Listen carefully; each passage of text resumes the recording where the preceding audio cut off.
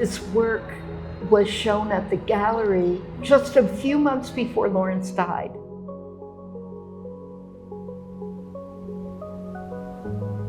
My memory of that show is that in the gallery, as opposed to the current presentation at the Pantheon, there was a sensation of timelessness, like a wide, timeless experience, while the presentation at the Pantheon includes history and includes a much stronger and playful use of the space, which is something that in many of Lawrence's works, I have always been very attracted by the way they use space and they use the features of architecture and what they represent. In the current presentation also made me think a lot about the history of Portugal and the fact that navigation has been a defining element of the Portuguese history and culture.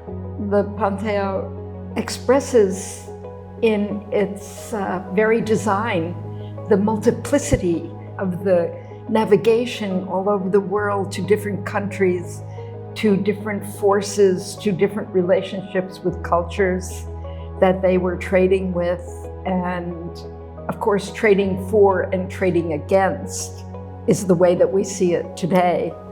The past of Portugal.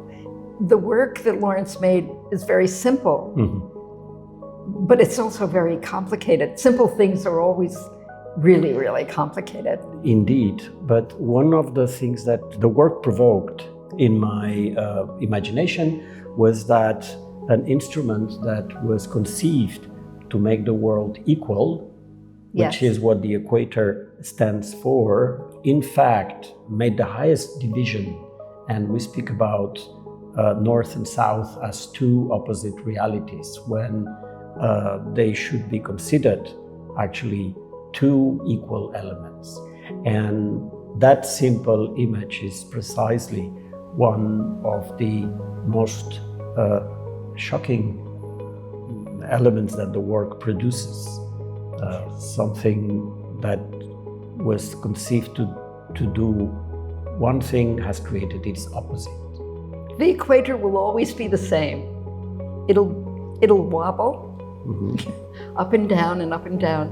But in terms of, let's just call it a European aesthetic, North and South took on a different meaning than East and West. There's interpretations like separate but equal. Doesn't work.